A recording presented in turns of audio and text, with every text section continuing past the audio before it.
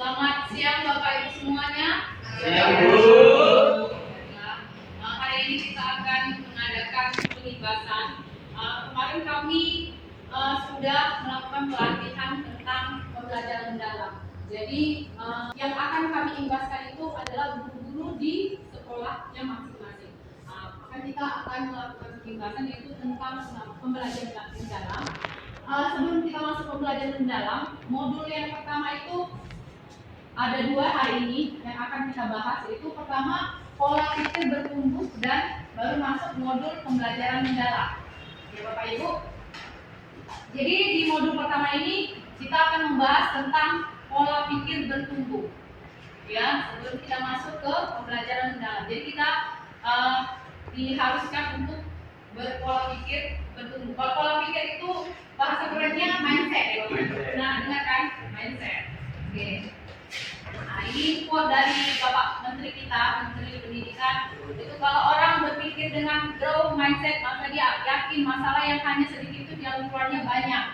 Kalau itu jangan menyerah, karena itu jangan menyerah, jangan putus asa, jadilah ada jalan keluar. Jadi di sini kita intinya kita tidak harus menyerah, jangan putus asa, harus ada tindakan.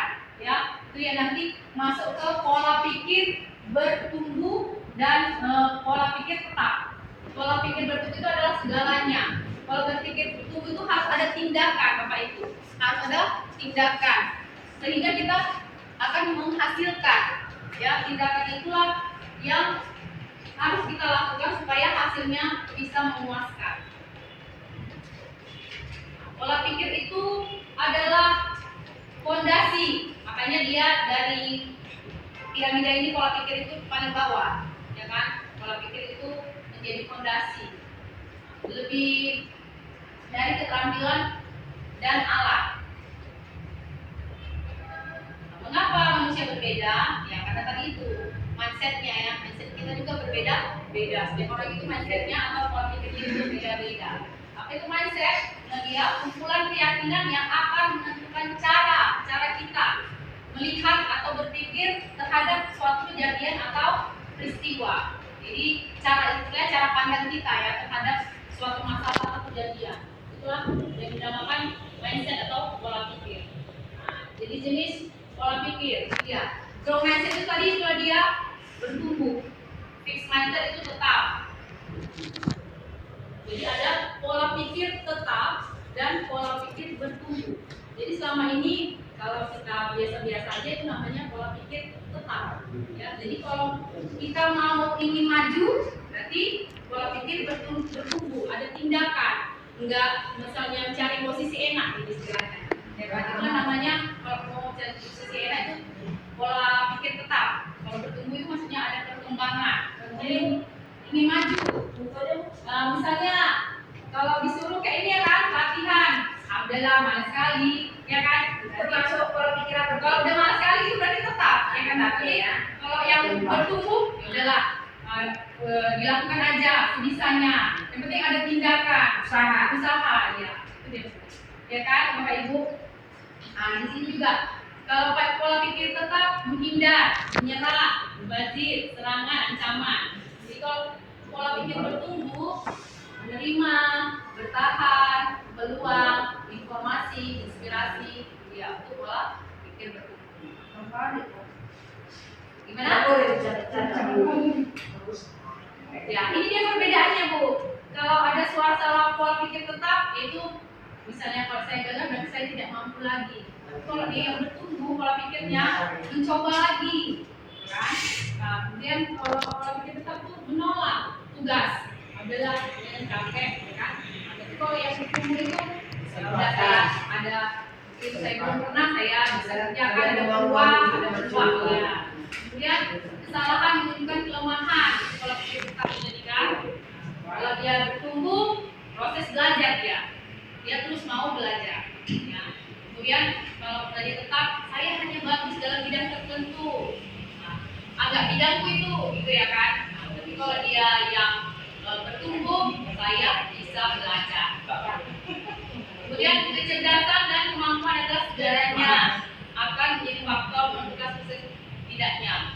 Tapi kalau di pola pikir bertumbuh, Belajar dan berusaha adalah faktor kunci yang akan menentukan sukses tidaknya seorang. Jadi saat melihat turis yang menyerah, nah, kita harus segera mendorong untuk mencoba.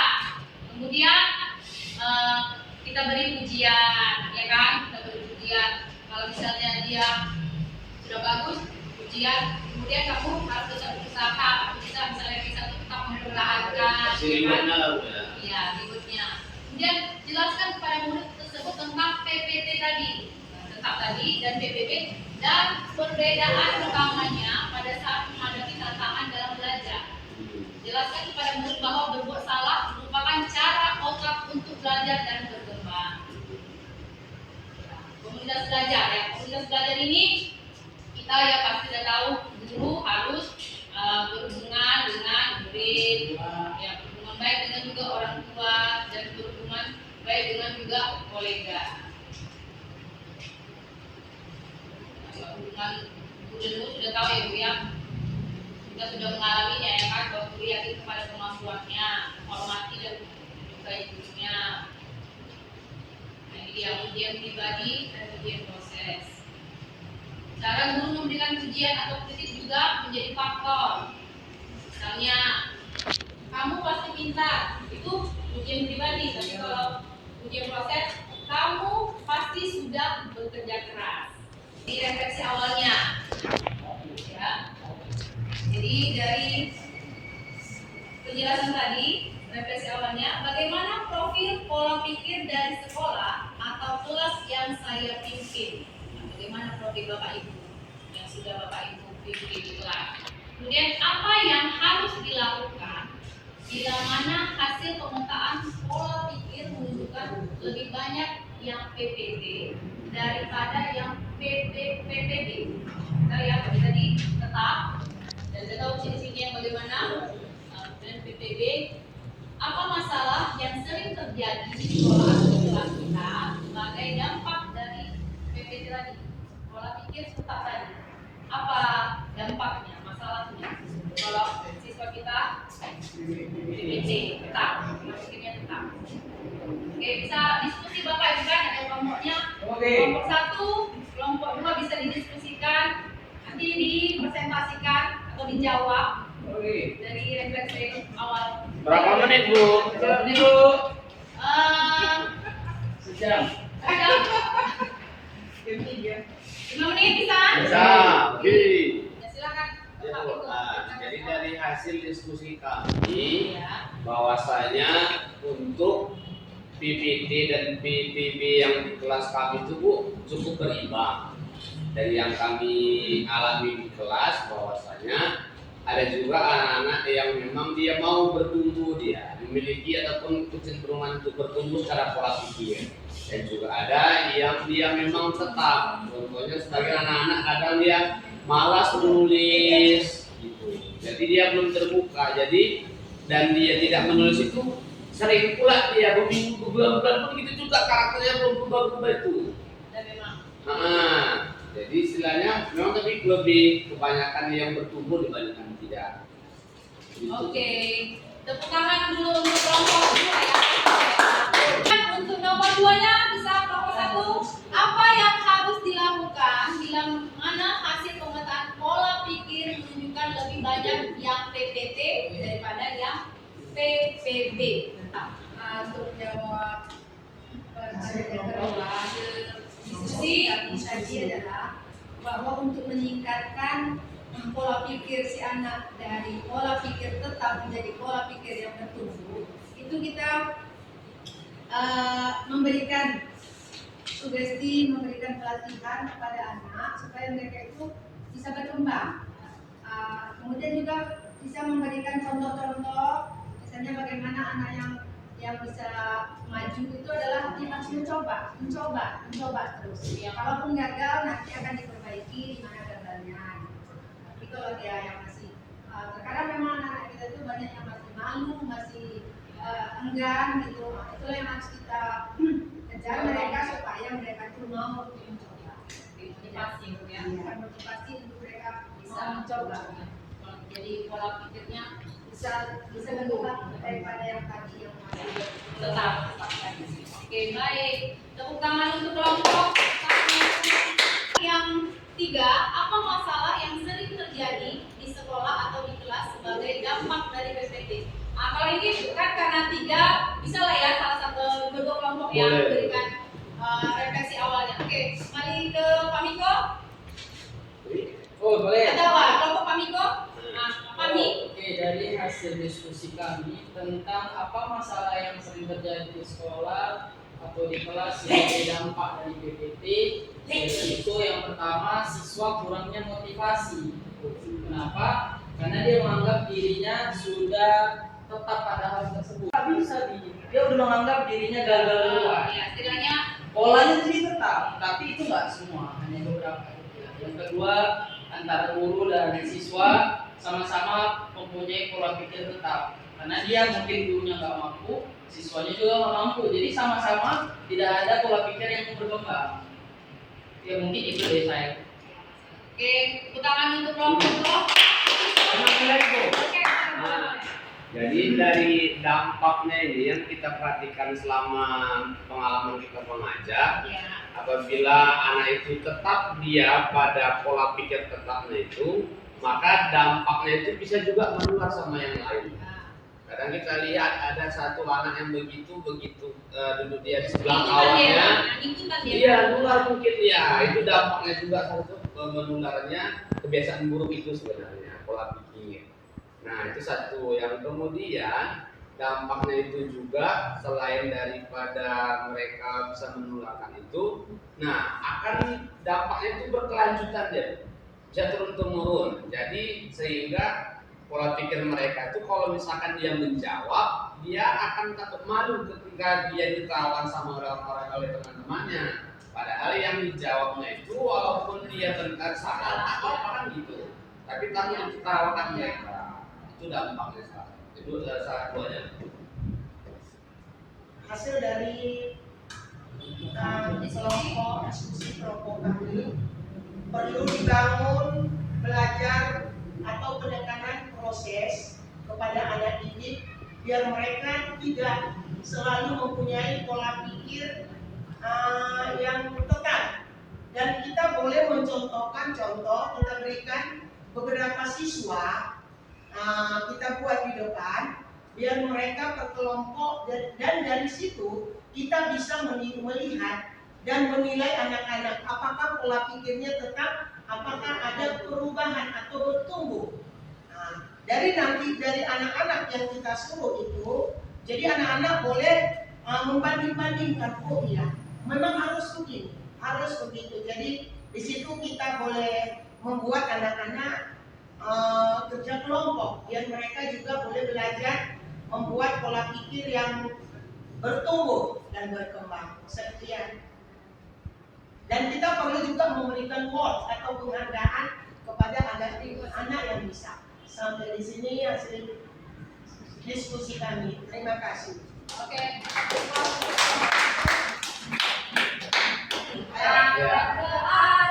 Surga bintang, kanan ke samping, guru yang tenang, tangan ke depan, hingga berenang, duduk yang manis, siap berdoa, takut, tangan diputar, lunggu, tangan digulung, atas terikat di pagar bunda, kanan, kiri, atas, bawah, siap berdoa. Satu jari kanan, satu jari kiri, hingga menjadi sebuah gelang jembatan panjang. Dua jari kanan, dua jari kiri, hingga menjadi empat gelang kamera cekrek. Tiga jari kanan, tiga jari kiri. Dia masuk ke pola pikir bertumbuh tadi dalam pembelajaran negara. Nah, di sini dia deep learning. Jadi kita ke dalam-dalam itu deep learning, ya kan? Jadi tadi grow mindset tadi. Harusnya lambat ini. Ya. Grow mindset tadi kan, mulai dia ke deep learning.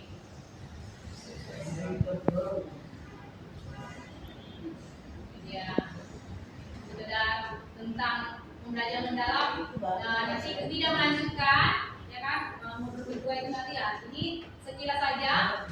Jadi tentang pembelajaran mendalam ini pengalaman belajarnya itu 3, Bu. Itulah intinya. Pertama memahami, ini yang putih ini memahami, kemudian mengaplikasi itu menerapkan ya.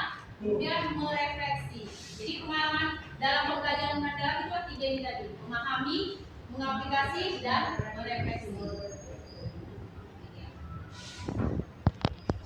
Ini ya, memahami, mengaplikasi, merefleksi. Nah, prinsip pembelajarannya berkesadaran, bermakna, dan menggembirakan. Nah, kalau sekarang di pembelajaran mendalam ada 8 profil lulusan. Kalau dulu kan kita P5 itu ada 6. Ya, profil pelajar Pancasila 6 kan? Dulu profil lulusannya. Sekarang jadi 8. Yang bertambah itu kesehatan dan komunikasi. Kalau ini tetap keimanan dan ketakwaan, kewarganegaraan, kreativitas, pengenalan kritis, kolaborasi, kemandirian. Nah, yang bertambah itu kesehatan dan komunikasi. Jadi 8 profil lulusan. Nah, ini tugasnya Ibu, Bapak, penugasan merangkum konsep pola pikir bertumbuh dalam bentuk peta pikiran tadi. Ini ya, kami membuat PPP penerapan tadi pola pikir bertumbuh dalam pembelajaran mendalam dalam bentuk peta pikiran. Sebelum ke sini, kita ada refleksi akhirnya. Ada nih refleksi akhirnya juga. Tadi kan refleksi awal dan ada refleksi akhirnya. Oke, Bapak Ibu bisa diskusi kembali tentang refleksi akhir, ya. Keadaan pemahaman untuk mengetahui apa merupakan pola pikir. Oke, kita beri terus pada kelompok 2. Menurut hasil diskusi kami Ya. tentang refleksi akhir yaitu menurutnya yaitu masih cenderung dengan PPT dengan sebagian mulai mengarah ke PPB. Hasil menunjukkan kecenderungan masih pada PPP. Oke, Ibu yang nanti tunjukkan yang kelas Ibu ya. Oke. Tepuk tangan untuk kelompok 1. Kemudian apa yang harus dilakukan bila mana orientasi sekolah atau kelas adalah PPT?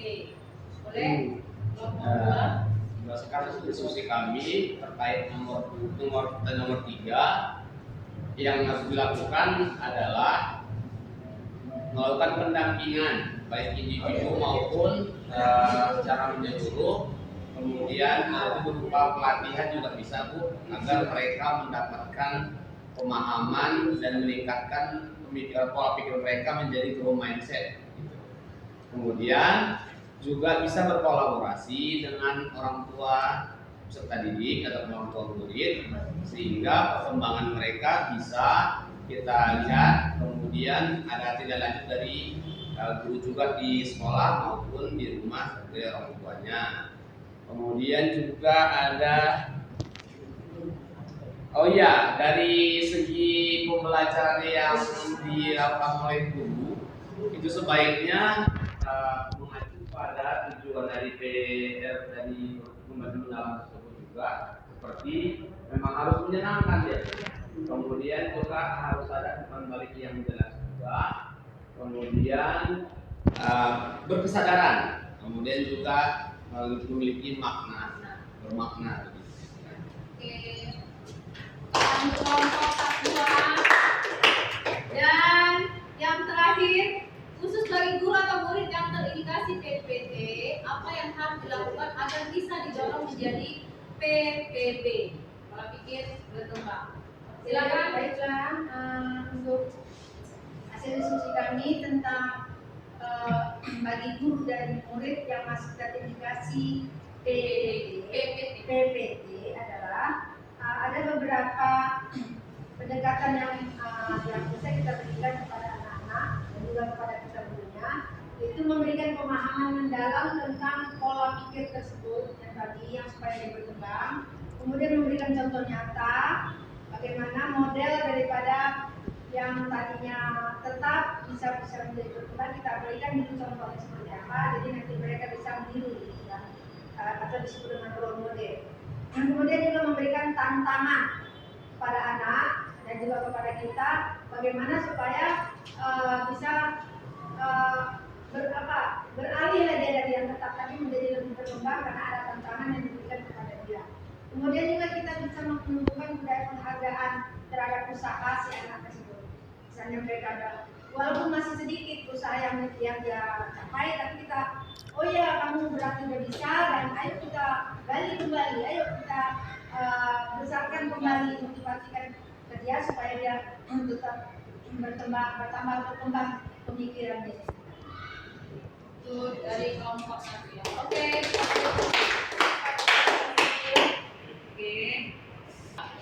Sini ada penugasan. Ibu Bapak, penugasan itu merangkum konsep pola berpikir bertumbuh dalam bentuk peta pikiran mindmap. Ya, jadi Bapak Ibu disuruh membuat peta pikiran ya tentang konsep pola berpikir tumbuh tadi. Ya. Jadi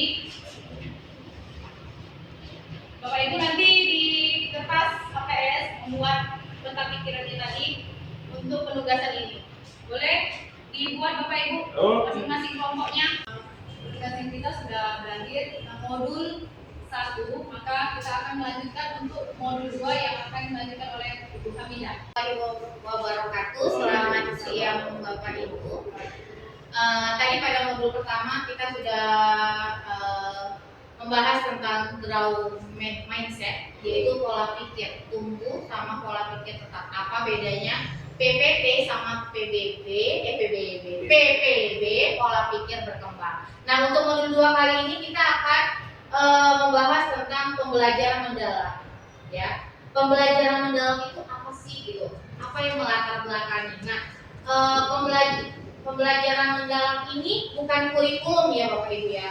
Ini merupakan pendekatan. Kurikulum kita itu masih kurikulum merdeka, bukan kurikulum nasional juga, tapi tetap merdeka. Kalau nasional itu maksudnya dia semuanya itu memakai kurikulum nasional. Nah, pembelajaran mendalam ini dia merupakan merupakan pendekatan. Nah, ini dia. Pembelajaran mendalam itu pendekatan yang memuliakan dengan menekankan pada penciptaan suasana belajar dan proses pembelajaran berkesadaran bermakna mengembirakan melalui olah pikir, olah hati, olah rasa, dan olahraga. Dalam pembelajaran mendalam ini tadi pada modul 1 kita sudah mengetahui bahwa ada 3 prinsip dari pembelajaran mendalam. Yang pertama itu adalah berkesadaran, bermakna, dan mengembirakan. Nah, ada juga pengalamannya. Pengalamannya itu tadi memahami, mengaplikasi, dan merefleksikan. Itu dia pengalaman pembelajaran mendalam. Nah, dalam pembelajaran mendalam ini prinsipnya itu ada 3 tadi kan, berkesadaran, bermakna, mengembirakan. Landasannya itu melalui olah pikir, olah hati, olah rasa, olahraga. Ketika kedua ini saling sinkron, maka akan mewujudkan profil lulusan 8 dimensi yang sudah dijelaskan di awal tadi. Karena ada penambahan dari 6 dimensi pelajar Pancasila, yaitu 2 lagi komunikasi dan kesehatan.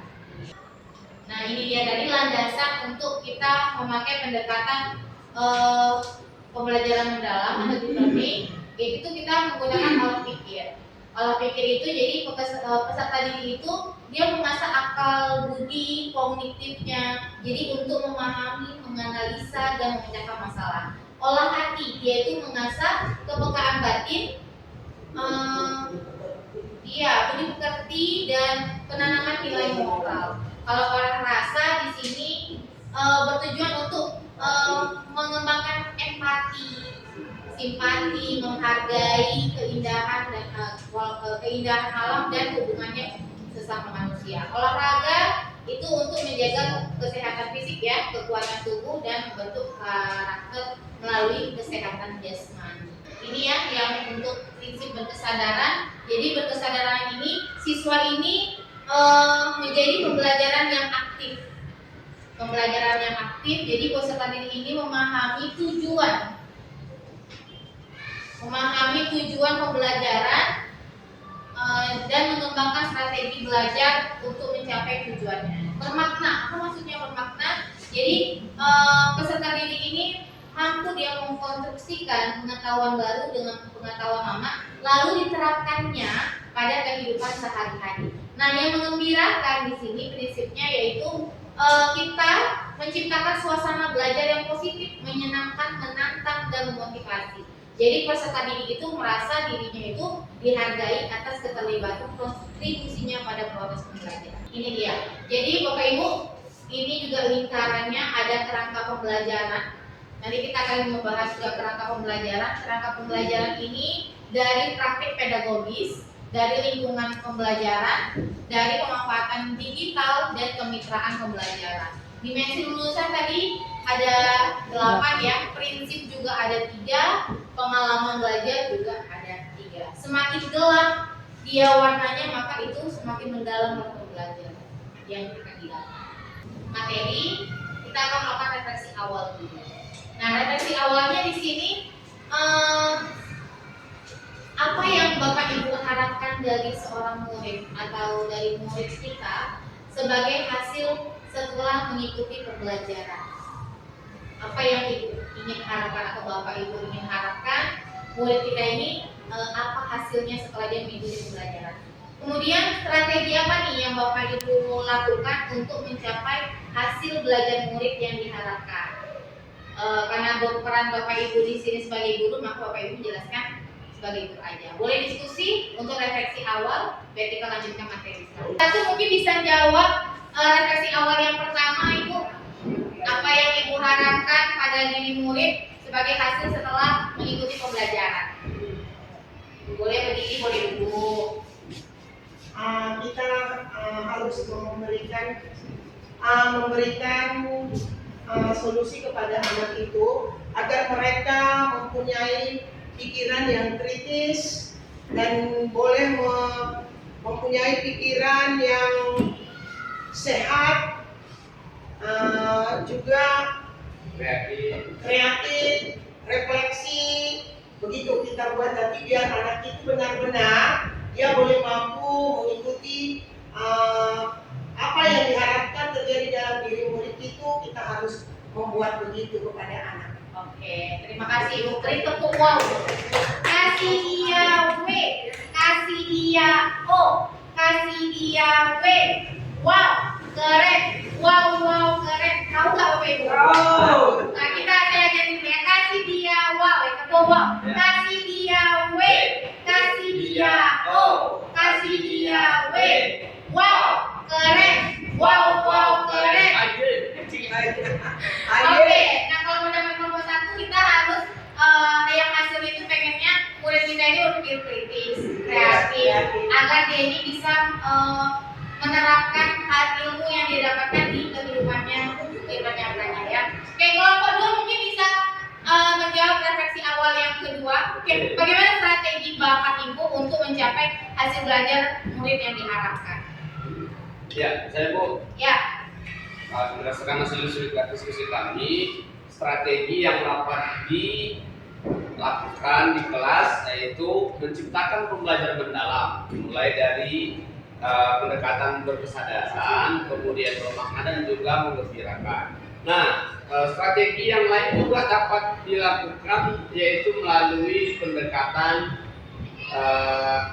pembelajaran berdiferensiasi. Nah, jadi yang berfokus pada murid, kemudian juga di dalamnya boleh kita buat penugasan berupa proyek yang nantinya akan bisa individu maupun dia secara berkolaborasi dalam kelompok. Oke, berarti strateginya menciptakan pembelajaran yang menggunakan pembelajaran mendalam ya, atau ini bisa juga dengan menggunakan pembelajaran diferensiasi. Ya. Oke, beri dia tepuk wow. Kasih dia W, kasih dia O, kasih dia W. Wow, keren. Wow, keren. Untuk karena kita sudah refleksi awal, maka saya akan melanjutkan materinya kembali.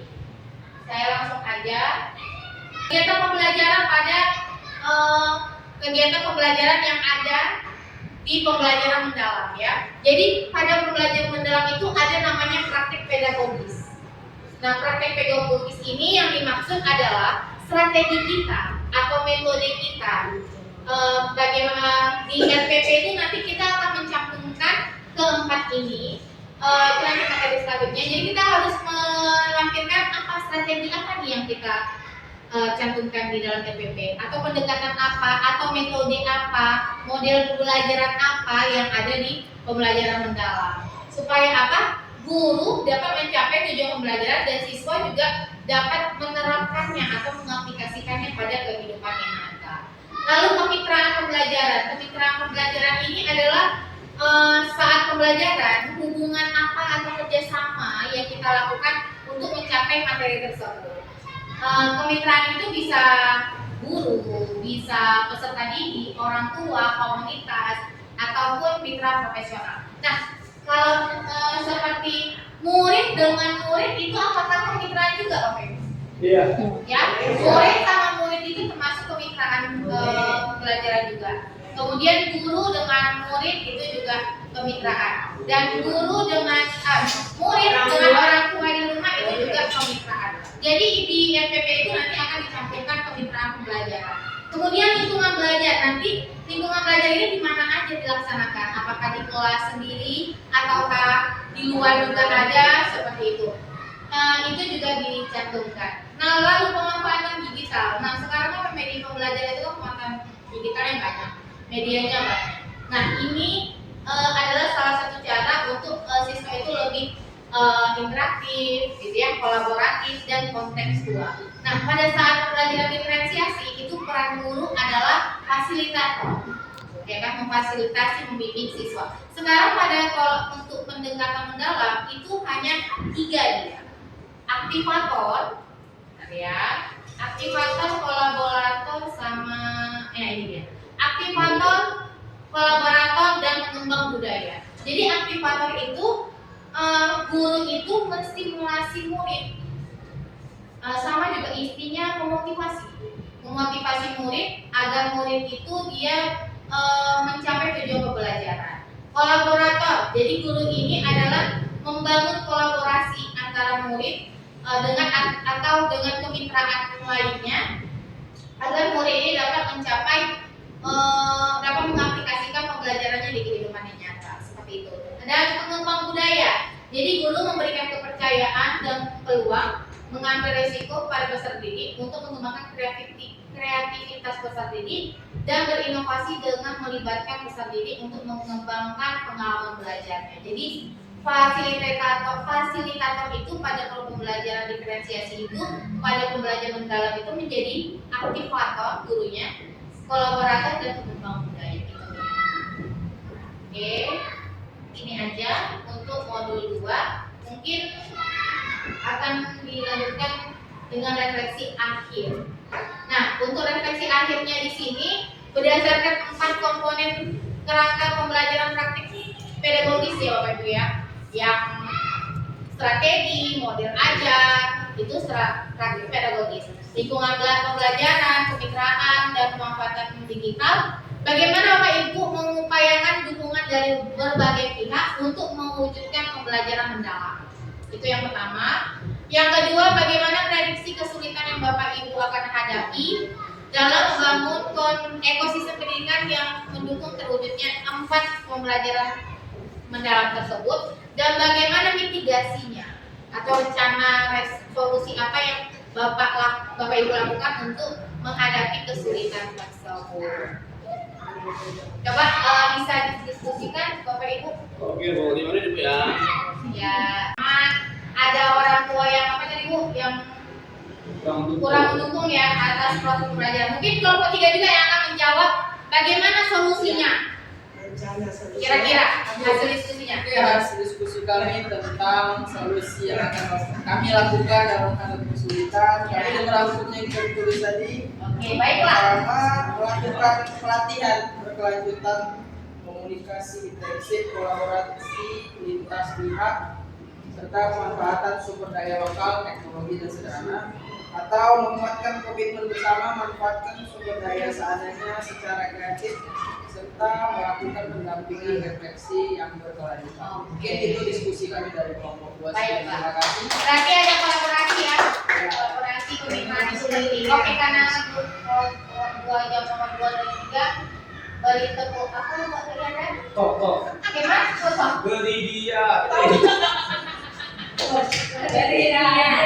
Beri dia O, beri dia P. Keren. Oke, tepuk tangan untuk semuanya. Nah, sebelah untuk Kolaborasi. Nah, untuk selanjutnya kami sudah refleksi akhir, saya akan memberikan untuk pemahaman modul 2.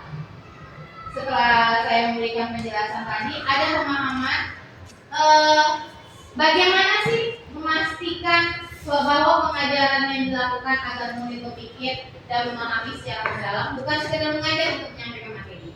Yang kedua, mengapa pembelajaran perlu secara holistik dengan melibatkan murid dalam olah hati, olah rasa, olah pikir, dan olahraga. Bagaimana? Yang ketiga, bagaimana guru dapat memastikan murid terlibat aktif dalam pembelajaran. Yang keempat, dalam rangka mewujudkan prinsip berkesadaran, guru dapat membuka perspektif murid agar mereka memahami manfaat materi yang sedang dipelajari dan kaitannya dengan kehidupan nyata. Apakah Bapak Ibu setuju dengan cara ini, dan apakah Bapak Ibu memiliki gagasan atau cara lain untuk mewujudkan prinsip kesadaran dalam pembelajaran PR? Kemudian bagaimana pengalaman belajar mengaplikasi dapat membangun kemampuan berpikir kritis dan kreatif murid dalam mengambil keputusan. Nah, ini semua tadi sudah ada yang saya jelaskan pada modul 2. Mungkin ini bisa dikerjakan secara diskusi selama 10 menit mungkin ya Bapak Ibu ya.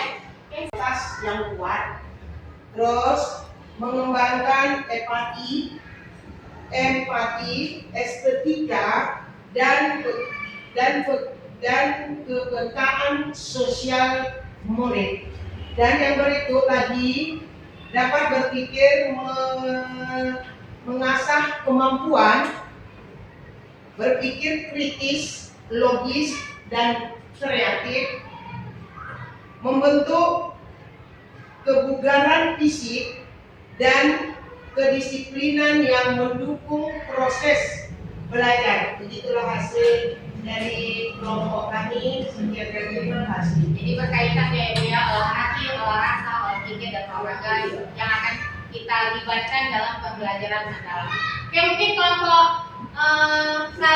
2 ya. Kelompok 2 kami jawab hasil diskusinya nomor 3. Ya, baik. Berdasarkan diskusi kami, bagaimana cara memastikan bahwasanya peserta didik itu aktif dalam pembelajaran?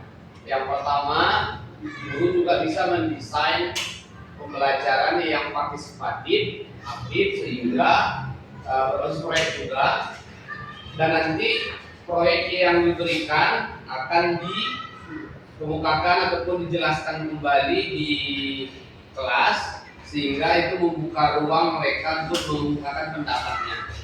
Kemudian juga selain daripada kolaborasi berbasis proyek, peserta didik juga bisa menggunakan teknologi media. Nah, itu dia. Kemudian mengaitkan pembelajaran dengan pengalaman yang mereka alami di kehidupan sehari-hari. Jadi siswa terlihat aktif ya Pak ya? Iya, kemudian juga seperti yang strategi yang sebelumnya menggunakan pembelajaran berdiferensiasi, yaitu berdasarkan tingkat kemampuan mereka masing-masing sesuai dengan karakter dan kebutuhannya juga, sehingga pembelajaran dapat bermakna bagi kita. Oke, baik, tepuk tangan Pak semuanya. Oke, mungkin kelompok 1 kembali ya Bu ya. Hasil diskusi nomor 4. Bagaimana, apakah Ibu setuju dengan cara ini, dan apakah Ibu memiliki gagasan atau cara lain untuk mewujudkan prinsip kesadaran? Nomor 4. Menurut hasil kelompok kami, yaitu memberikan proyek yang nyata, tugas visual yang berkaitan dengan kehidupan murid atau masalah pendidikan. Nah, Mendorong murid melakukan refleksi rutin seperti jurnal, belajar atau diskusi untuk memahami apa yang dia pelajari dan mengapa diikuti. Oke, makasih Ibu. Berikan tepuk tangan. Oke, mungkin kelompok 5 mana ada ketinggalan chargernya. Bisa bahas ya Bu, kelompok 5 tadi pertanyaannya.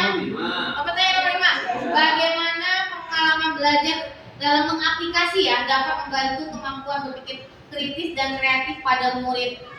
Silakan kelompok 2. Dari hasil diskusi kelompok 2, Iya. pengalaman belajar yang berbasis untuk mengaplikasi pengetahuan dalam situasi nyata membuat mereka satu, menghadapi pilihan-pilihan nyata yang menuntut pengambilan keputusan yang tepat berdasarkan nilai data dan pertimbangan logis.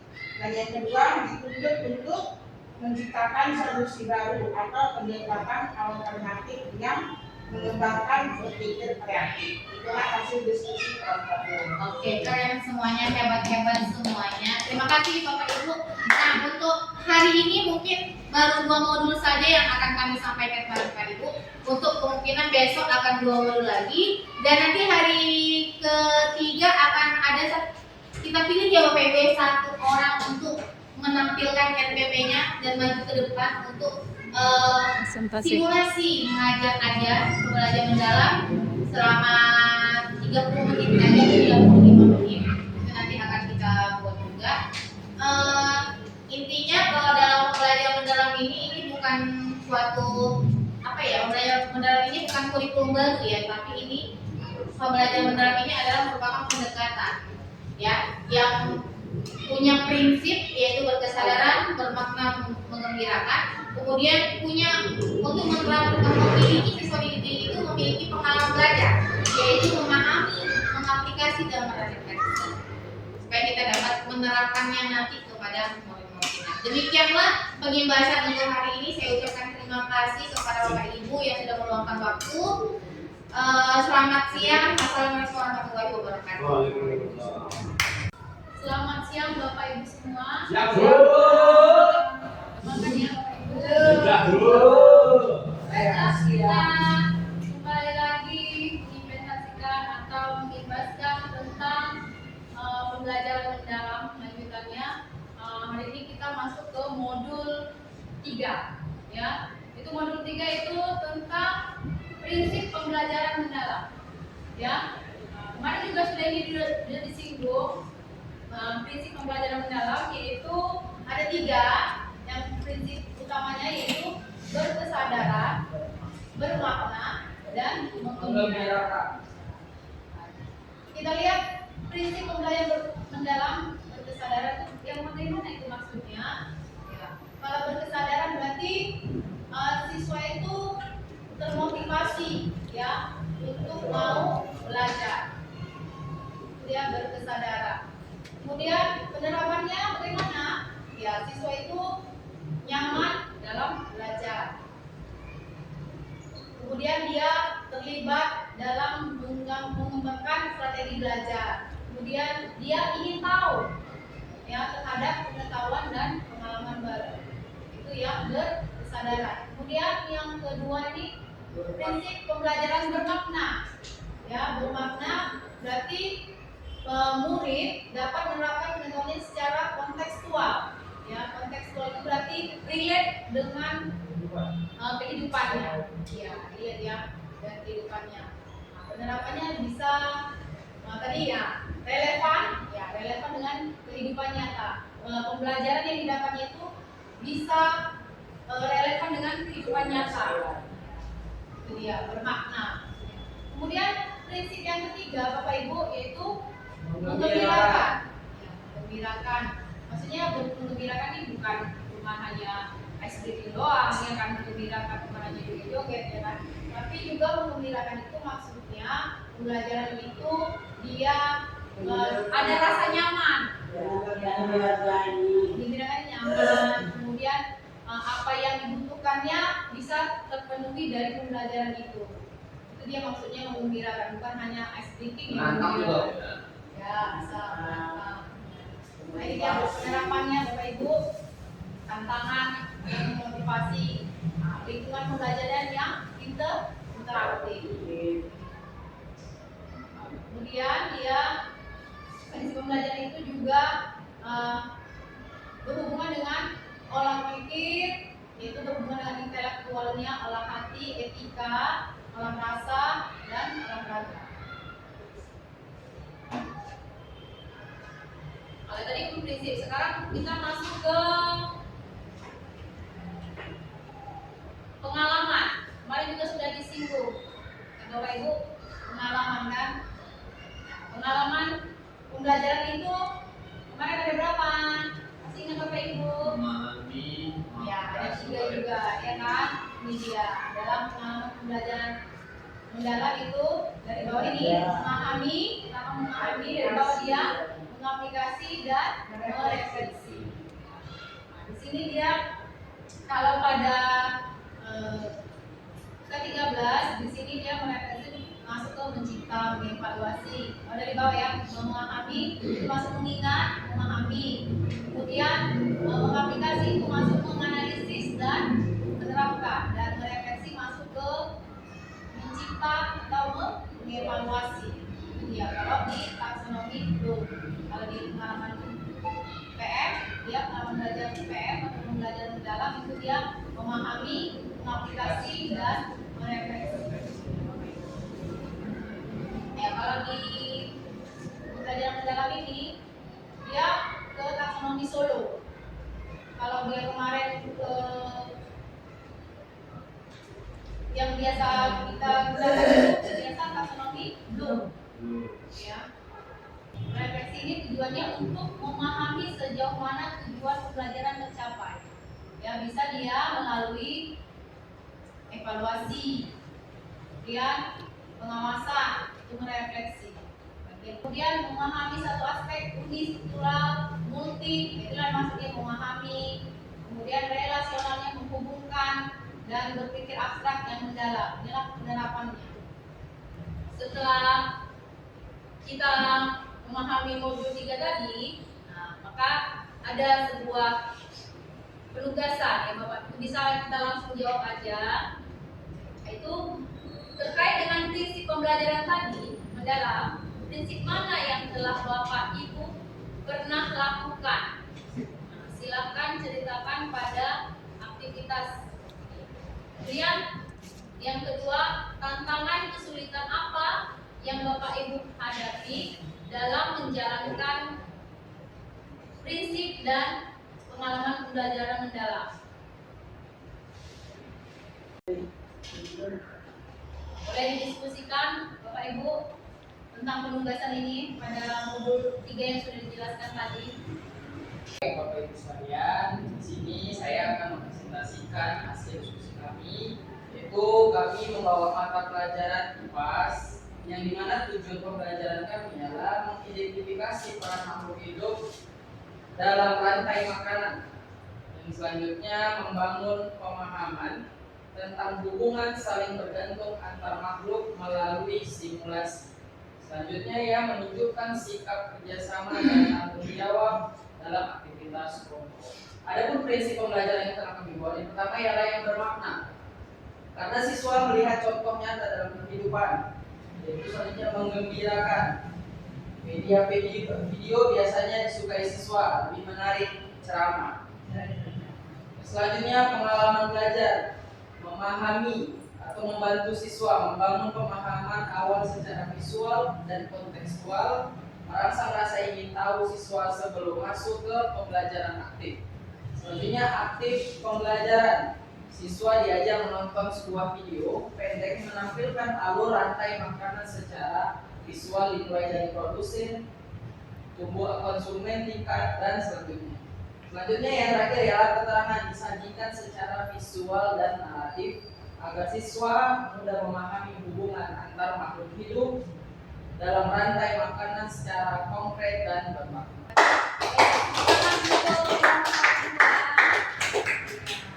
Oke, baiklah Bapak Ibu, kita masuk sekarang ke modul 4, yaitu tentang asesmen dalam pembelajaran. Bapak Ibu sudah sering dengar tentang asesmen ya? Asesmen itu sama dengan penilaian, Bu. Ya Bapak Ibu, asesmen itu sama dengan nama lainnya penilaian. Itu proses pengumpulan dan pengolahan informasi untuk mengetahui kebutuhan belajar dan capaian perkembangan atau hasil belajar murid. Jadi, asesmen dapat menggunakan beragam teknik atau instrumen penilaian yang sesuai dengan tujuan belajar. Prinsip asesmen itu berkeadilan, ya. Jadi sama tadi kita harus adil ya untuk penilaian. Kemudian objektif, ya, didasarkan pada informasi faktual atas pencapaian perkembangan atau hasil belajar peserta didik. Kemudian prinsip asesmen itu harus edukatif. Ya, edukatif di sini berarti hasilnya digunakan sebagai umpan balik bagi pendidik, peserta didik, dan orang tua untuk meningkatkan proses pembelajaran dan hasil belajar. Ya. Kemudian ada 3 asesmen formatif yang perlu untuk memberikan umpan balik selama proses pembelajaran yang dilakukan secara bertahap. Yang mencapai pembelajaran mendalam mempertimbangkan 3 pengalaman belajar pada PM tadi, pembelajaran mendalam. Itu tadi memahami, mengaplikasi, dan merefleksi. Tetap lihat 3 tadi untuk pembelajaran mendalam ini. Apa tujuan asesmen ini ya? Berarti untuk memahami sejauh mana kesadaran, kedalaman, pemahaman yang telah dicapai peserta didik tadi, Bu. Merancang aktivitas belajar yang mendorong murid untuk naik ke tingkat pemahaman yang lebih kompleks. Kemudian memberikan umpan balik yang lebih tepat sasaran berdasarkan level pemahamannya. Level pemahaman kita sudah tahu, ada loss, ya kan? Ada loss, ya kan? Nah, kalau loss berarti apa itu Bapak Ibu loss? Level rasional. Ya. Kemudian kalau loss high, kalau loss low. Ya kan, rendah. Kalau high, cost itu high, berarti dia sudah asesmen yang tinggi. Kemudian asesmen pada pembelajaran mendalam ada 2 macam, yaitu asesmen formatif dan asesmen sumatif. Kalau formatif ini untuk memberikan informasi atau umpan balik kepada murid untuk memperbaiki proses belajar. Jadi kalau di asesmen formatif itu pada proses pembelajaran untuk formatif. Ya, itu misalnya di awal pembelajaran dan di dalam proses pembelajaran, itu yang asesmen formatif ya. Kemudian kalau asesmen sumatif itu yang dilakukan untuk memastikan tercapaian tujuan pembelajaran. Biasanya ini kalau sumatif ini untuk kenaikan kelas, ya kan? Kelulusan dari satuan pendidikan. Ya, dia kalau sumatif ini ciri-cirinya di akhir pembelajaran. Jadi pada kenaikan kelas dan kelulusan. Iya. Jadi ini dia bedanya asesmen formatif dan sumatif. Asesmen pada pembelajaran itu autentik dan holistik. Apa maksudnya? Penilaian autentik itu dia realitas dengan kehidupan atau konteks sehari-hari berfokus proses dan produk belajar dalam konteks yang nyata dan bermakna. Kalau holistik berarti keseluruhan aspek kemampuan siswa secara utuh dan terpadu, misalnya pengetahuannya, keterampilannya, sikapnya, itu dia holistik. Kita di bawah itu asesmen formatif. Nah, formatif ini ada namanya asesmen S learning. S itu kan sebagai, ya kan? Kemudian for itu untuk. Jadi pada penilaian formatif itu dia asesmen S learning dan asesmen for learning. Ya. Contohnya kalau S learning itu jurnal untuk penilaian, kemudian checklist kemajuan belajar. Kalau dia for learning itu untuk perbaikan, berarti umpan balik, bisa ya kan, peta konsep, observasi, nah itu untuk yang for learning. Kemudian kalau penilaian sumatif itu bisa dibilang assessment of learning. Of itu arti apa? Dari, ya kan? Dari pembelajaran, assessment dari pembelajaran. Berarti mengukur capaian pembelajaran murid pada akhir pembelajaran. Makanya sumatif itu di akhir pembelajaran Nah, contohnya bisa tes lisan, tes tertulis, kemudian laporan, penilaian proyek, portofolio, itulah bentuk dari penilaian sumatif. Kemudian contoh-contoh teknik asesmen, bisa observasi, kinerja, penilaian diri, proyek, tes tertulis, penilaian antar teman, tes lisan, penugasan, dan portofolio.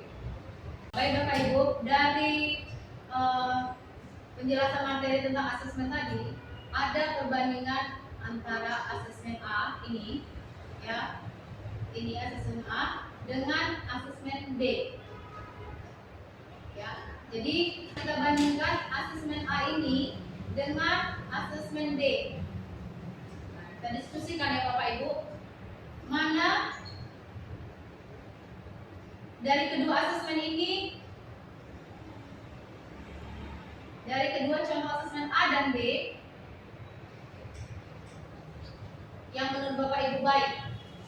Kelompok kami dari kedua asesmen A dan B. Pada asesmen A terdapat 3 fungsi pembelajaran, yaitu memahami, mengaplikasi, dan merefleksi. Sedangkan pada asesmen B tidak terlihat fungsi pembelajaran mendalam karena hanya berbentuk pertanyaan saja. Jadi menurut kami yang A yang lebih baik. Ini dari modul 4 tentang asesmen ini ada penugasan, yaitu nomor 1, apa fungsi asesmen formatif dan asesmen sumatif dalam pembelajaran mendalam. Yang kedua, bagaimana Bapak Ibu dapat merancang asesmen untuk memastikan perkembangan belajar murid pada 3 pengalaman belajar tadi yang memahami, mengaplikasi, dan merefleksi. Ayo Bapak Ibu bisa didiskusikan. Dari hasil diskusi kelompok 1 tadi, yang pertama ada pertanyaan apa fungsi asesmen formatif dan asesmen sumatif dalam pembelajaran mendalam. Asesmen formatif berfungsi sebagai alat memantau selama proses pembelajaran. Asesmen ini membantu guru dan murid mengetahui sejauh mana pemahaman dan keterampilan murid berkembang sehingga guru bisa memberikan umpan balik dan menyesuaikan pembelajaran secara tepat waktu dalam pembelajaran mendalam. Asesmen formatif mendorong murid untuk terus belajar, berkolaborasi, dan memperbaiki pemahaman mereka. Asesmen formatif terdiri dari 2, asesmen as learning untuk refleksi diri murid dan refleksi proses pembelajaran. Contohnya yaitu jurnal refleksi, self assessment, per assessment, checklist kemajuan belajar, dan lainnya. Asesmen for learning untuk memperbaiki proses pembelajaran. Contohnya yaitu peta konsep, umpan balik, formatif, classroom, assessment, teaching, atau observasi, dan lainnya. Asesmen sumatif, tujuan asesmen ini yaitu mengukur capaian pembelajaran murid pada akhir pembelajaran dalam pembelajaran mendalam. Asesmen sumatif tidak hanya menguji hafalan, tapi juga mengukur kemampuan murid menerapkan pengetahuan dalam konteksnya nyata serta merefleksi pengalaman belajar mereka. Contohnya yaitu tes lisan, tes tertulis, laporan penilaian proyek atau portofolio, dan lainnya. Bagaimana Bapak Ibu dapat merancang asesmen untuk memastikan perkembangan belajar murid pada 3 pengalaman belajar atau memahami, mengaplikasi, dan merefleksi? Merancang asesmen untuk 3 pengalaman belajar, memahami, mengaplikasikan, dan merefleksi. Merancang asesmen yang mengukur kemampuan murid dalam mengidentifikasi konsep dan informasi, misalnya melalui kuis singkat, tanya jawab, atau murid mandiri. Mengaplikasikan membuat tugas yang menuntut murid memperketatkan atau menggunakan pengetahuan dalam situasi nyata seperti proyek kecil, simulasi, atau studi kelas. Merefleksi, menyediakan aktivitas refleksi, misalnya jumlah belajar, diskusi kelompok, atau persentase yang meminta murid untuk menceritakan proses dan hasil belajar serta pelajaran yang didapat. Oke, tepuk tangan untuk kelompok 1. Warahmatullahi wabarakatuh. Waalaikumsalam. Siap Bapak Ibu semuanya. Iya, Bu. Oke, hari ini kita akan pada hari ketiga ini kita akan membahas tentang perencanaan pembelajaran. Lalu nanti ada pengimplementasi, lalu kemudian yang terakhir itu tentang teori kolaboratif. Nah, sebelum kita mulai materi kita hari ini, kita akan ice breaking dulu, Bapak Ibu. Dikit Bu. Dingin. Ice. Oh, ice ya. Hot breaking berarti ya, biar panas. Oke, silakan berdiri Bapak Ibu.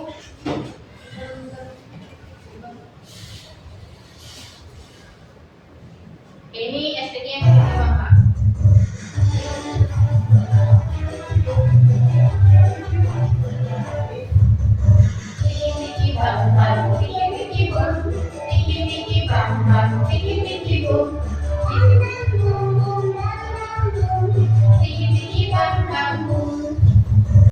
Oke, dalam perencanaan pembelajaran Bapak Ibu, ini adalah kita mau buat modul ajar. Ya, kalau membuat modul ajar itu kita harus mengidentifikasi dulu. Ya, kita identifikasi kesiapan murid. Kemudian kita harus memahami karakteristik materi pelajaran dan kita harus menentukan dimensi profil lulusan yang ada 8. Jadi haruskah semuanya masuk? Itu enggak harus.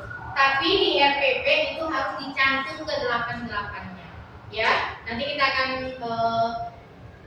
ibu-ibu akan membuat RPP ya.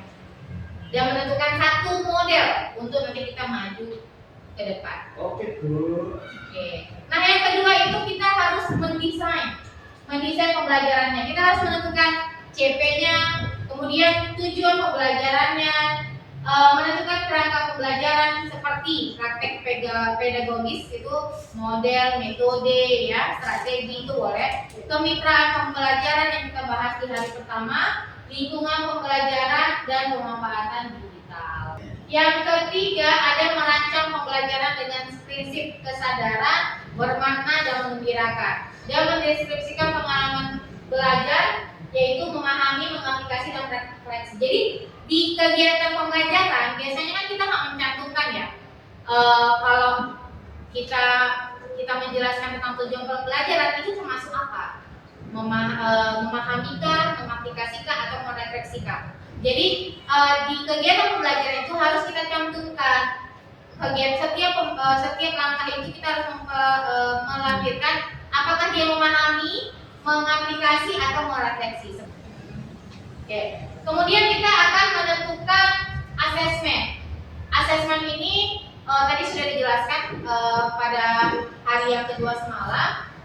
Asesmen ini ada pada awal pembelajaran, ada proses pembelajaran, ada akhir pembelajaran. Kemarin itu pada saat asesmen ada berapa Bapak Ibu asesmen kita? Ada 2 ya Bu ya. Asesmen apa saja? Formatif, sumatif. Ada asesmen formatif juga di 2 lagi. Yang apa? S-learning, learning, satu lagi yang formatif berarti off-learning. Ya. Jadi pada awal itu ini termasuk formatif atau sumatif Bapak Ibu? Di awal formatif. Formatif ya, karena dia pada saat proses pembelajaran. Boleh ini kalau pada pelajaran itu bisa pertanyaan pemantik agar mengaktifkan Daya pikirnya. Iya, daya pikirnya. Ini ya komponen minimum. Kalau dikatakan komponen minimum berarti yang paling sedikit yang harus ada di modul ajar kita atau di RPP kita. Kalau Bu kami mau melebihi nih Bu, boleh nggak? Boleh, lebih bagus. Yang intinya adalah dalam satu modul ajar dia harus ada yang minimumnya ini loh. Kalau dia tidak ada daripada yang ke minimumnya itu ada identifikasi, ada desain pembelajaran, pengalaman belajar dan asesmen pembelajaran. Nah, keempat ini harus ada di RPP atau modul ajar kita. Gitu ya Bapak Ibu ya. Nah, kalau untuk identifikasi, jadi RPP kita ini harus tertulis nih ke 8 dimensi profil lulusan. Yang pertama ada keimanan dan ketakwaan kepada Tuhan Yang Maha Esa, ada keluargaan, ada pengenalan kritis, kreativitas, kolaborasi, kemandirian, kesehatan, dan komunikasi. Nah, ini di checklist semua boleh tidak? Boleh. Atau dipilih beberapa juga boleh. Boleh 3, boleh. Boleh 2, boleh juga. Ya, tergantung pada materinya benar. Nah, kemudian ini kan Bu nggak ada identitas kita yang untuk RPP. Boleh nggak nanti kami cantumin? Boleh, karena ini merupakan komponen minimum ya. Nah, di set pembelajaran ada tujuan pembelajaran. Jadi yang Bapak Ibu harus ada TP-nya, ya, yang Bapak Ibu turunkan dari CP. Lalu ada praktek pedagogisnya. Boleh model, boleh strategi, boleh juga metode, atau kesemuanya juga boleh. Tiga-tiganya kita pakai.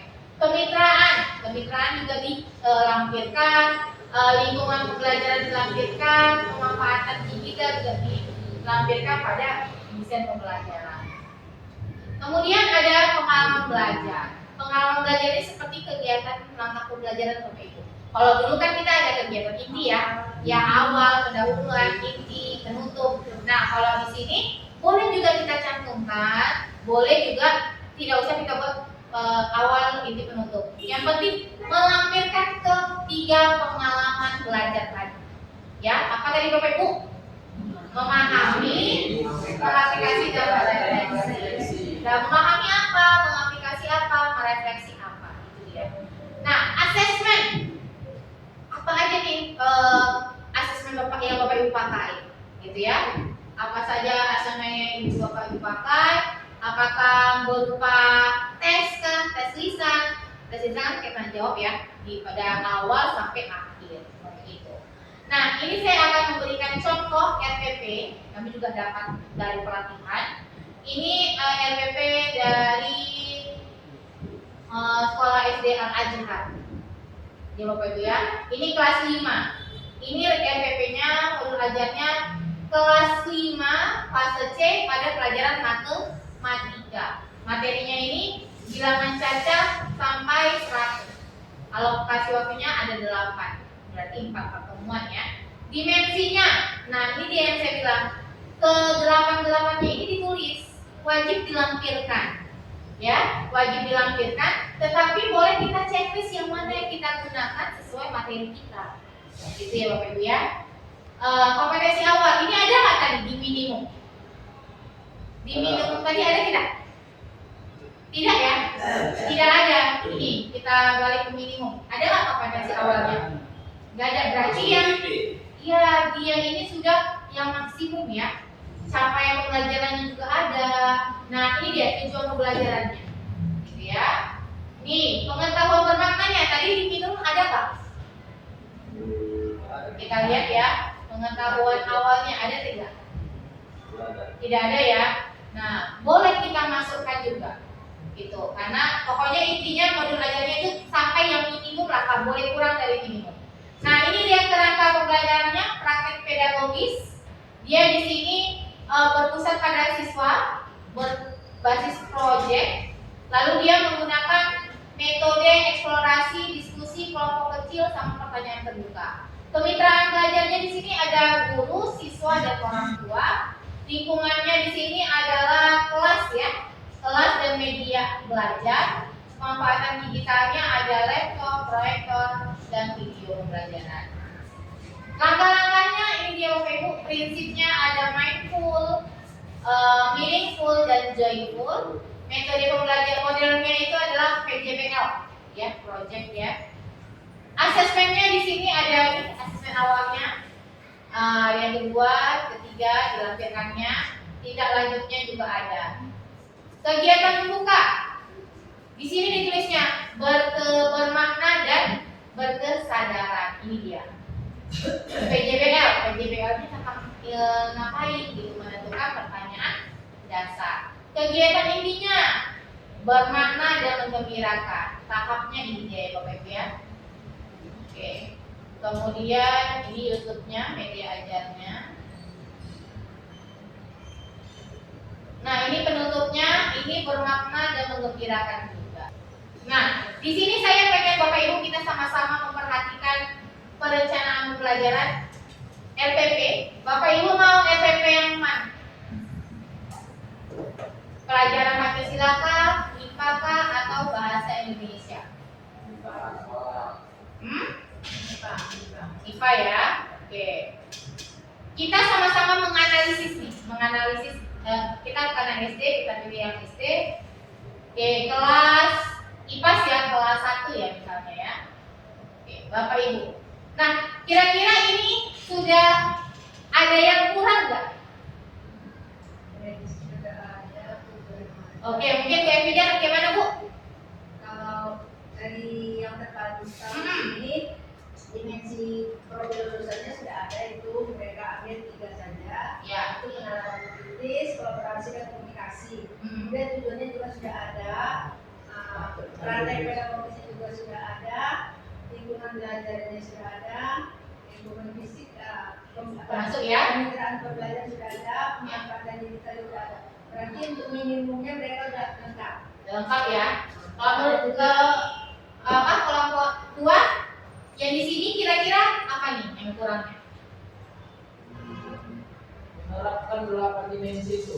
Ya. Tapi Kan. pilih checklist aja.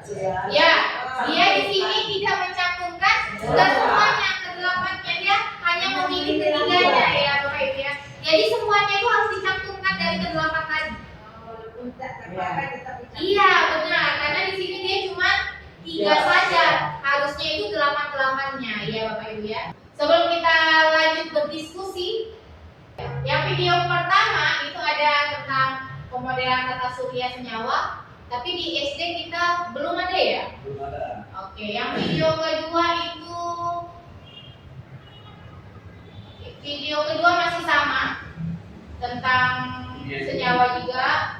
Ini ada belajar dengan buku non teks. Ini juga kenali untuk generasi tangguh. Kita pilih video keberapa? 3 aja Bu. Ketiga ya. Oke, kita tonton dulu videonya.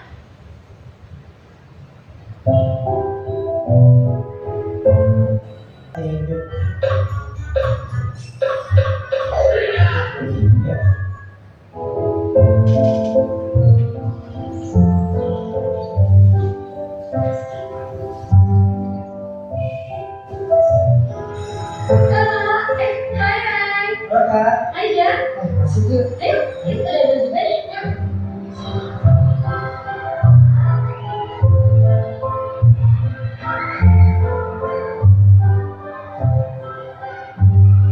Dan mudah untuk diingat karena membahas hal-hal yang aku alami. Karena pembelajarannya seru. Dan waktu itu aku ingat banget kalau kami dibawakan buku komik cerita yang isinya seru banget. Nah, Bapak Ibu, setelah kita melihat video tadi, ada pertanyaan.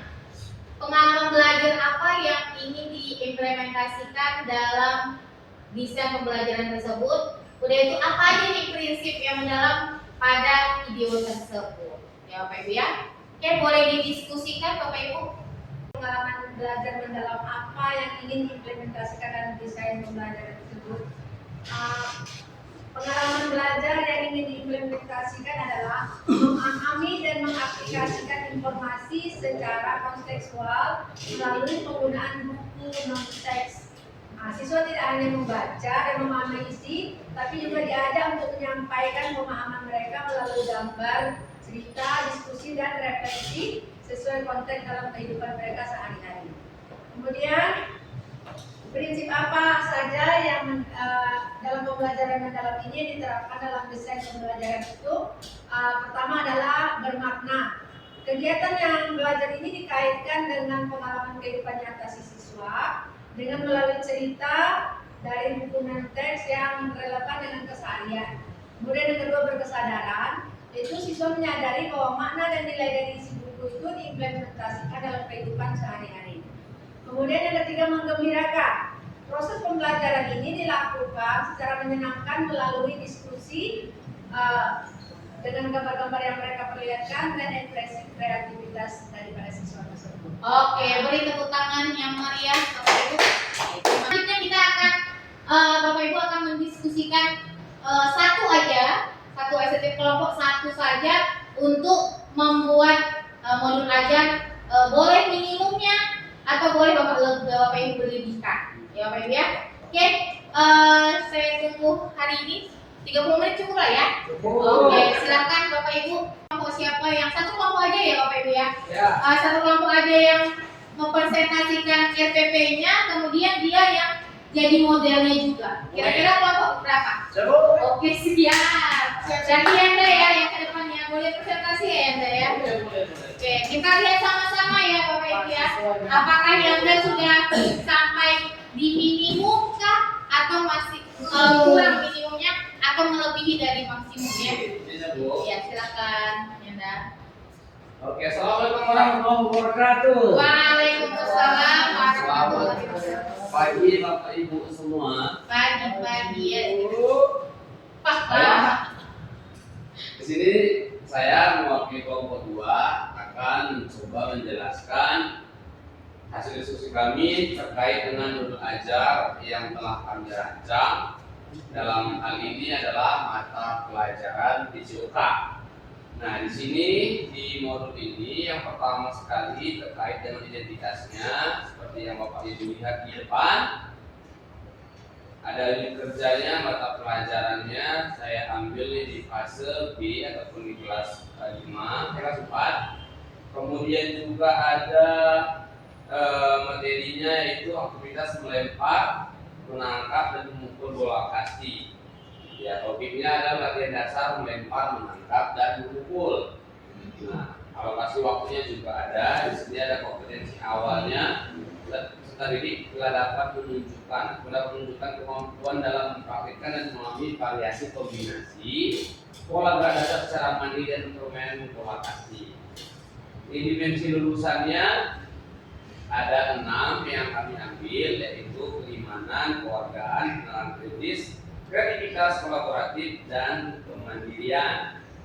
Tujuan pembelajarannya itu menunjukkan konsep gerak dasar dalam serangkaian gerakan. Ini praktik pedagogisnya ada 2 model, yaitu melalui PBL 1 yang kemudian ceramah, diskusi, demonstrasi, jajal, dan praktik. Nah, kemitraannya antar siswa, kemudian juga siswa dan guru. Lingkungan pembelajarannya kelas dan lapangan. Di sini pemanfaatan digitalnya laptop, fokus, media internet, dan YouTube juga. Di sini asesmen formatifnya nanti gaya belajar audio, ada 3 gaya belajar dari yang sudah dipetakan berdasarkan kebutuhan ataupun karakter murid. Di sini gaya belajar yang pertama ada audio, kemudian visual, dan gaya belajar kinestetik. Jadi untuk yang dimensinya yang belum ada lengkap ya. Iya. Mungkin nanti dijadikan berkolom karena mungkin waktu pembuatannya sangat singkat ya. Iya. Jadi nggak sempat berkolom-kolom. Kalau ini sampai 8 ya. Ya. Harus 8. Kalau tidak dijelaskan pun tidak apa-apa sebenarnya ya. Kayak yang kolaboratif beserta diri nggak apa-apa. Yang penting 8-8-nya terlampir gitu ya. Kemudian boleh tengok apa tadi, praktek pedagogisnya udah ada, kemitraannya juga udah ada. Boleh, silakan. Mungkin Anda praktek langsung jadi model ya. Oke. Izin Bapak Ibu ya, jadi anak sebentar ya. Oke, 1 JP saja ya. Ada mau ininya? Lihat videonya tidak? Ada. Boleh di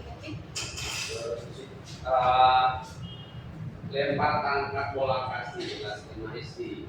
Selamat pagi anak semua. pagi ya. Apa kabarnya? Luar biasa 5, 3, Mana semangat? semangat tuh. Mana?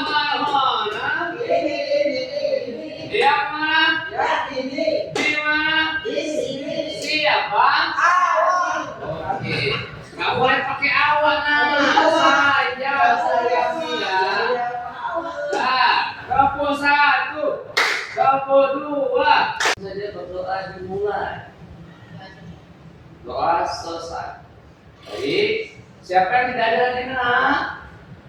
Kami kedatangan. Oh iya, kenapa dia nak ada? Oh sakit ada di perut. Oh iya. Di sini ada video cara menangkap. Ini yang sedang dipraktekkan adalah menangkap, melempar dan menangkap dari bawah ataupun yang dikenal dengan melempar lemparan rendah. Kemudian menangkapnya angkatan rendah juga. Lemparan rendah menangkap juga sama dengan arah yang sama. Ya, jadi dia. Nah, ini lemparan mendatar namanya. Mendatar. Artinya dari bahu ke bahu. Nanti dia kalau dia melambung lebih melengkung lagi dia lemparan mendatar namanya. Nanti kita akan praktekkan di lapangan. Nanti kita mulai dari lemparan melambung. Oke, ya. Ada melambung dari belakang, kemudian harus dia melengkung dia. Ya, kemudian lemparan mendatar. Datar dia arah bolanya. Sekali lagi. Ya, kemudian lemparan rendah. Melindingkan. Ya, boleh berkeliling, boleh tidak. Misal kalau tidak dia seperti ini. Boleh. Iya.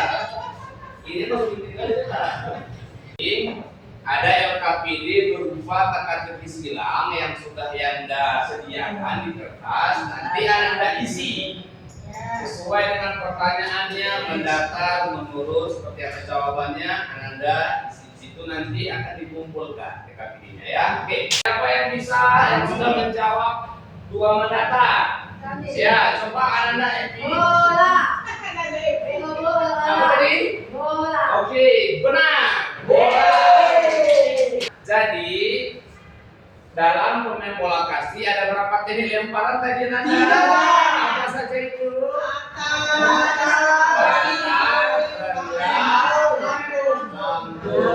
Oke. Berarti udah benar semua ya, ada paham semua berarti ya. Sama tidak? Bagaimana perasaan Anda ketika kita melaksanakan luar biasa. Oke. Baik, sebelum kita menutup pembelajaran ini, kita juga berdoa lagi. Berdoa saja berdoa dimulai. Terima kasih ya Daniko, silakan dulu. Oke, bagaimana Bapak Ibu tadi yang Daniko sudah ada nggak kira-kira pengalaman belajarnya yang bisa sangat menjadi model? Menjadi model sudah ada, memahaminya sudah ada ya, memahaminya, mengaplikasikannya sudah ada tadi ya. Oke, merefleksi sudah ada juga ya.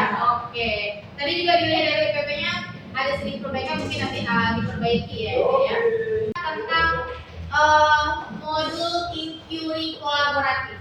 Nah, kalau inquiry kolaboratif ini dia ketika ada masalah di sekolah, jadi misalnya salah satu ada siswa bermasalah, kita harus sama-sama menyelesaikannya ya. Kita membuat tim di sini bekerja sama. Jadi inquiry kolaboratif ini dia merupakan pendekatan berbasis tim, memungkinkan guru untuk bekerja sama dalam mengidentifikasi tantangan di kelas. Nah, selama ini kan kita juga ada komunitas belajar ya. Jadi di situ kita diskusikan. Prinsip inquiry kolaboratif ini yaitu ada berbasis data dan bukti. Kemudian kolaborasi yang setara dan bermakna. Jadi kolaborasi ini bisa sama murid juga bisa, guru dan kepala sekolah, orang tua juga bisa kita ajak. Nah, budaya profesional yang terbuka dan reflektif, terstruktur tapi fleksibel, fokus pada pembelajaran dan hasil murid ya, pembelajaran yang berkelanjutan di tempat kerja dan kontekstual refleksif, ya. Siklusnya ini ya Bapak Ibu, ada akses, ada desain, ada implement, ada measure, reflect, and change.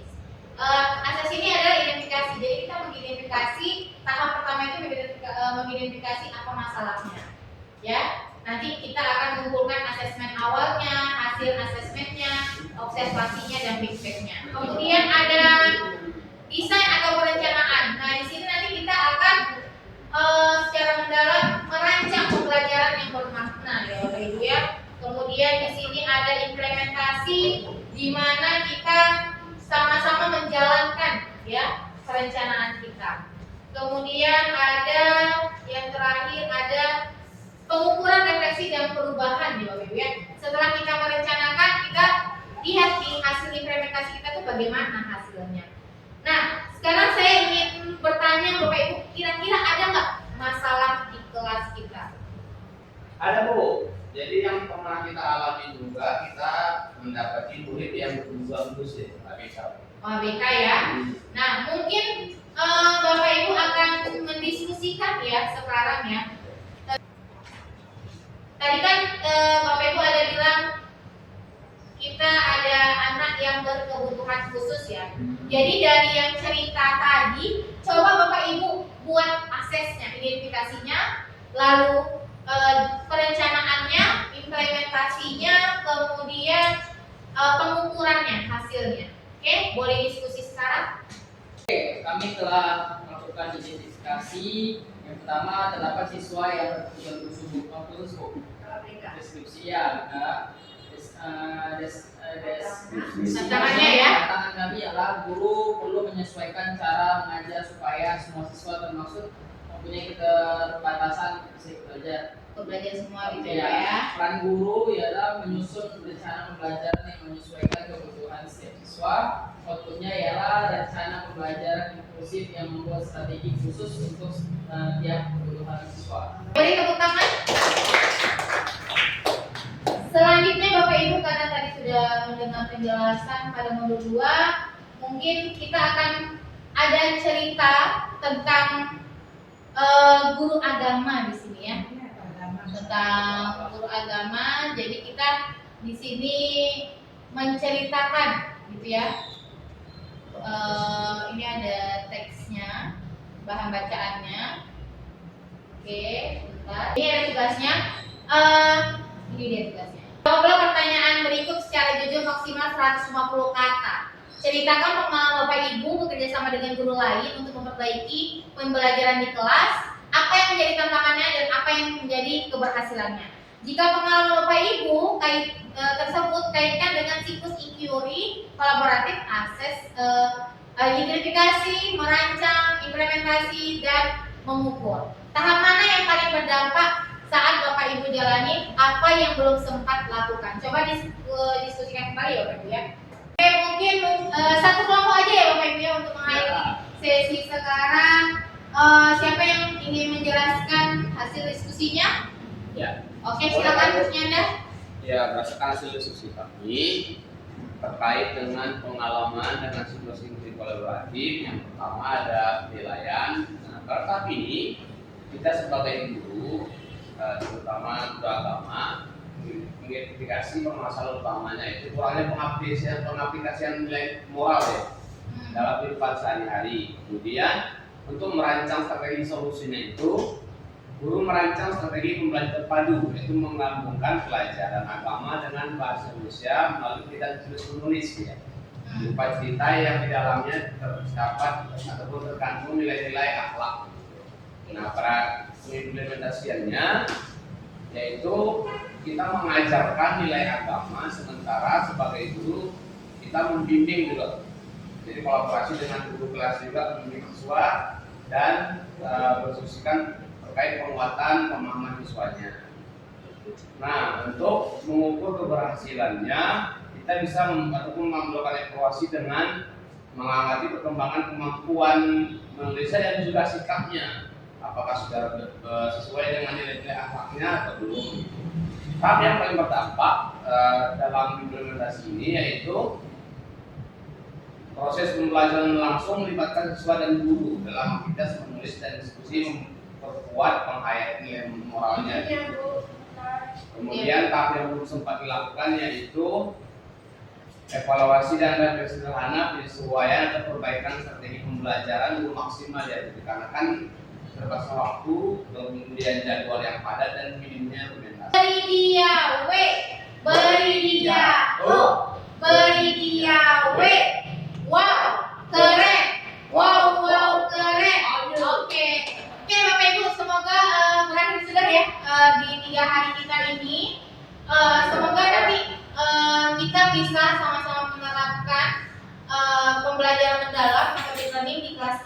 masing-masing. Amin. Nanti kita kalau ketika menemukan sesuatu masalah atau tantangan mungkin bisa kita diskusikan bersama. Terima kasih atas waktunya yang sudah meluangkan waktunya ya Bapak Ibu ya. Di 3 hari ini kami ucapkan terima kasih. Selamat siang Bapak Ibu. Siap.